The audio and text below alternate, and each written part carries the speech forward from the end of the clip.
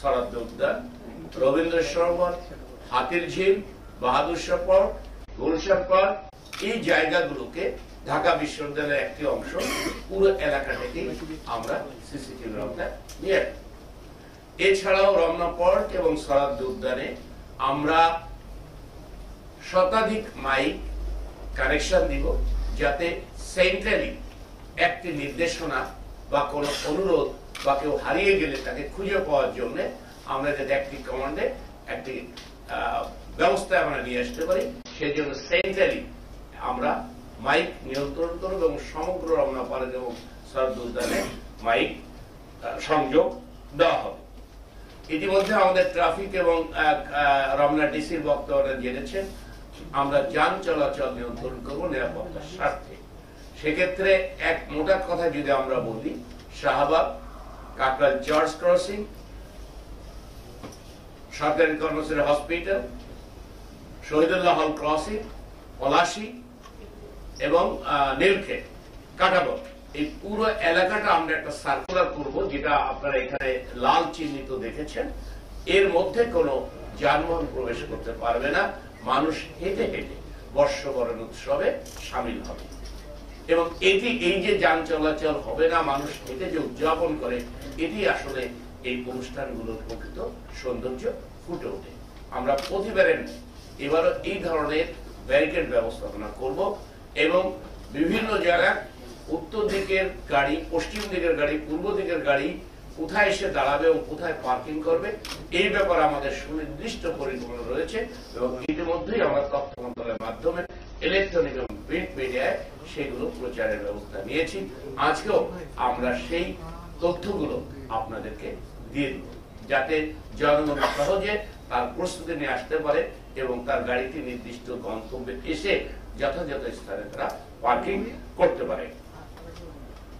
আমাদের প্রত্যেকটা অনুষ্ঠান স্থলে যাওয়ার আগে আর্চওয়ে থাকবে, সেখানে তল্লাশি হবে, মহিলাদের আমাদের নারী পুলিশ দ্বারা তল্লাশি করা হবে এবং যথাযথ তল্লাশির মধ্য দিয়েই অনুষ্ঠান স্থলে প্রবেশ করতে দেওয়া হবে।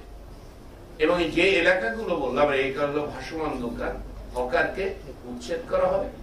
ছিনতাই, ইভটিজিং প্রতিরোধে আমাদের বিশেষ ব্যবস্থা থাকবে, বিশেষ পুলিশি সাদা পোশাক এবং পোশাকের ব্যবস্থা থাকবে।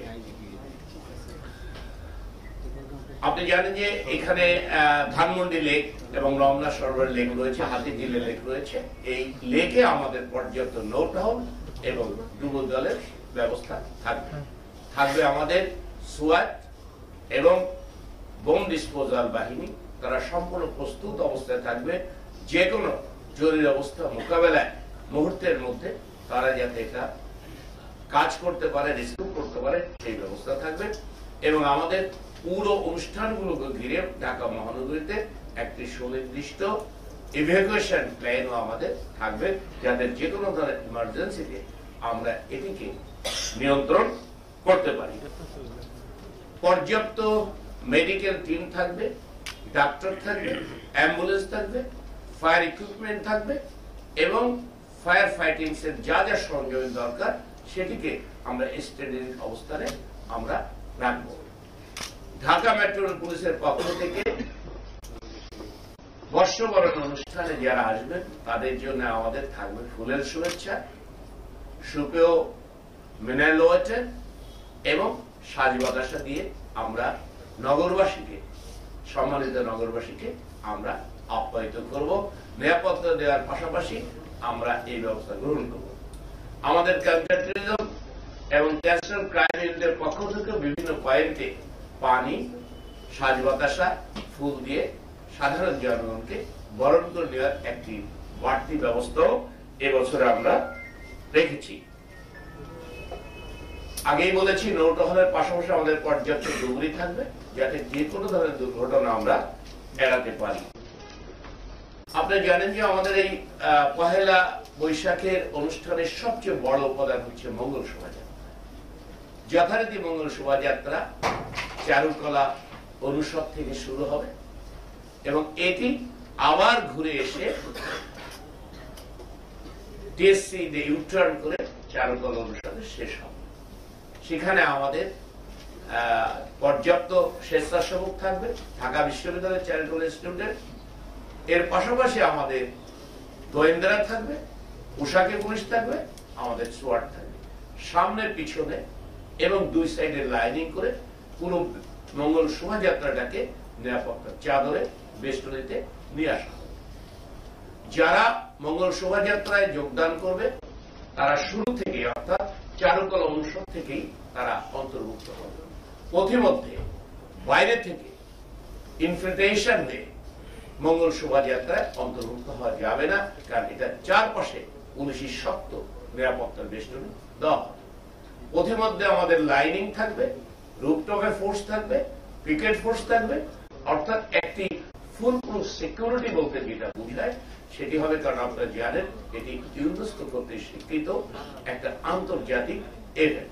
সুতরাং সেটিকে এই ধরনের নিরাপত্তা আমরা ব্যবস্থা গ্রহণ করব। সেখানে মুখোশ আপনারা দেখেছেন, কেউ কিন্তু মুখোশ করে না, মুখোশটাকে সামনে ধারণ করা হয় এবং এটি অনেক বড় আকারের হয়, সুতরাং এটা মুখোশ করার মতো নয়। এবং অপরিচিত কোন লোক ভিতরে থাকে কিনা সেইটা শনাক্ত করার জন্য চারুকলা অনুষদ এবং ঢাকা বিশ্ববিদ্যালয়ের স্বেচ্ছাসেবকরা এটা নিয়ে কাজ করবে, আমাদের পুলিশ এটা নিয়ে কাজ করবে। এবং এই শোভাযাত্রা যথাযথ নিরাপত্তার সাথে আমাদের ঊর্ধ্বতন সিনিয়র অফিসারদের নেতৃত্বে এটি যথাযোগ্য মর্যাদায় উৎসব মুখর পরিবেশে ইনশাআল্লাহ আমরা অনুষ্ঠানের যাবতীয় প্রস্তুতি আমরা রেখেছি। রমনা পার্কে আপনারা শুনেছেন ইতিমধ্যে যে আমাদের 3টি গেট থাকবে, যেটি দিয়ে শুধু প্রবেশ করা যাবে, 2টি গেট থাকবে যেটি দিয়ে শুধু বের হওয়া যাবে, আর 3টি গেট রয়েছে যেগুলো প্রবেশ এবং বের হওয়া যাবে। এর বিস্তারিত তালিকা আপনাদেরকে দিয়ে দেওয়া হবে। তেমনি ভাবে বাংলা একাডেমিতেও আমাদের কিছু গেট থাকবে সরাব উদ্যানে, যেটাতে প্রবেশ করা যাবে এবং বের হওয়া যাবে। আর রবীন্দ্র সরোবরেও আমাদের একই ধরনের ব্যবস্থা থাকবে। এই অনুষ্ঠানগুলো যেগুলো উন্মুক্ত স্থানে হবে সেগুলো ইতিমধ্যেই সরকার সিদ্ধান্ত দিয়েছে বিকাল 6টার মধ্যে উন্মুক্ত স্থানে সকল অনুষ্ঠান শেষ করতে হবে। তবে ইনডোরে কেউ যদি অনুষ্ঠান সন্ধ্যার পরে কন্টিনিউ করে তাতে কোনো বিধিনিষেধ নাই, সেখানেও আমরা আমাদের সাধ্য মতো নিরাপত্তার ব্যবস্থা করব। তবে উন্মুক্ত স্থানে 6টার পরে কোন ধরনের কোন অনুষ্ঠান হবে না। রমনা পার্ক এবং শরৎ উদ্যানে 5টার পরে আমরা প্রবেশ গেটগুলো বন্ধ করে দিব, কারণ 5টা থেকে 6টা 1 ঘন্টার মধ্যে যাতে অনুষ্ঠানের সকল সম্মানিত নাগরিকবৃন্দ বের হয়ে যেতে পারে সেই সুযোগ সৃষ্টি করার জন্য এটা আমরা করব। ব্যাগ, ব্যাকপ্যাক, কার্যবস্তু, ছুরি, কাঁচি বা ক্ষয়কারক কোন বস্তু, প্লেট, কোন ধাতব পদার্থ, গ্যাস লাইট এগুলো বহন করা যাবে না। তবে নারীদের যে ছোট পার্টস রয়েছে সেটা ব্যবহার করা যাবে, সেটি আমরা তল্লাশি করে ঢুকতে দেব, কিন্তু বড় কোনো ব্যাগ ব্যবহার করা যাবে না। এবং কোন দাহ্য পদার্থ, ক্ষয়কারক বস্তু বা ধাতব বস্তু, গ্যাস লাইট, ছুরি, কাঁচি এইগুলো ব্যবহার কোনো সঙ্গে আনা যাবে না। সুতরাং আমি আপনাদের মাধ্যমে সকলকে বিনীতভাবে অনুরোধ করব এই জিনিসগুলো যাতে কেউ সঙ্গে বহন না করে। রমনা পার্ক, শরৎ উদ্যান এবং হাতিরঝিল, রবীন্দ্র সরোবর পুরো এলাকাটা থাকে ধূমপান মুক্ত এলাকা। এখানে কেউ ধূমপান করলে তার বিরুদ্ধে আইনি ব্যবস্থা গ্রহণ করা হবে। ভুবুজেলা বিরক্তিকর, শব্দ দূষণ করে, নারীদের উত্ত্যক্ত করে, সেটা বিবেচনা করে আমরা এই ভুবুজেলা ব্যবহার সম্পূর্ণ নিষিদ্ধ ঘোষণা করেছি। ভুবুজেলা ব্যবহার করে কেউ যদি কাউকে উত্ত্যক্ত করে সেটার বিরুদ্ধে আইনি ব্যবস্থা গ্রহণ করা হবে। এই পুরো অনুষ্ঠানটাকে নিরাপদ করার জন্য, জনগণের জান এবং মালের নিরাপত্তা বিধানের জন্য আমরা কিছু সিকিউরিটি টিপস দিয়েছি, সেগুলো সবাই যাতে মেনে চলে এবং কর্তব্যরত পুলিশকে সহায়তা করে, সেজন্য আমি বিনীতভাবে অনুরোধ করব। আমি ধন্যবাদ জানাতে চাই, কৃতজ্ঞতা জানাতে চাই সম্মানিত নগরবাসীকে, কারণ বিগত বছরগুলোতে আমরা দেখেছি রমনা পার্কে এবং সরাদ্দ উদ্যানে অনেক লম্বা কিউ পড়ে তল্লাশি স্থানে, সেখানে সারিবদ্ধভাবে শান্তিপূর্ণভাবে সুশৃঙ্খলভাবে নাগরিকরা আইন মেনে পুলিশকে সহযোগিতা করেছে নিরাপত্তার স্বার্থে।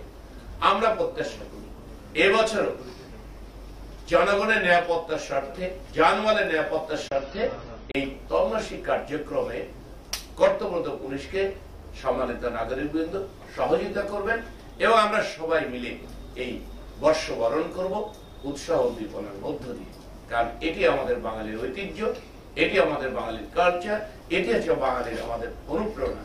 এই বাংলা নববর্ষকে আমরা সবাই মিলে বরণ করব।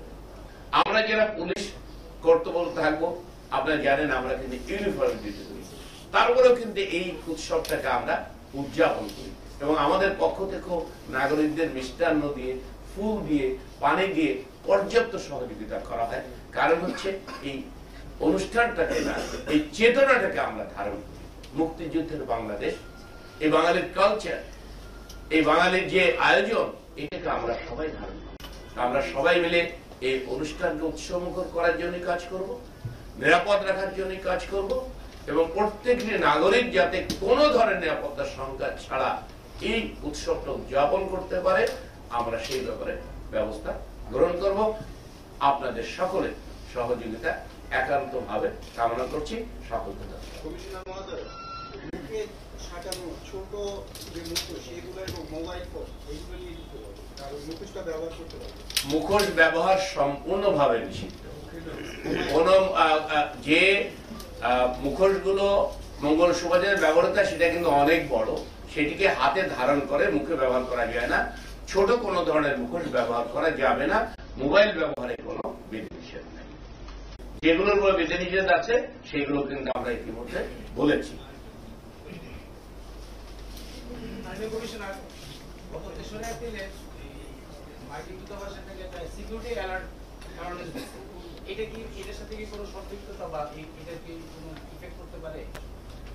মার্কিন দূতাবাস বা অন্য কোন দূতাবাসকে তার নাগরিকদের প্রতি অ্যালার্ট দিয়েছে কি দিয়েছে না, এটা আমাদের বিবেচনা, এটা তাদের নিজস্ব ইন্টারনাল বিষয়।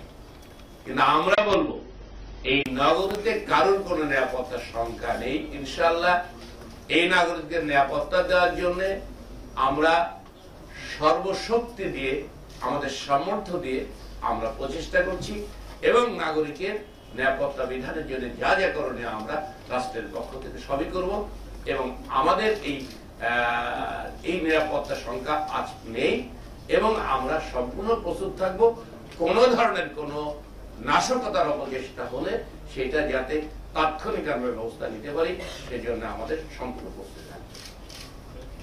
সবাইকে ধন্যবাদ।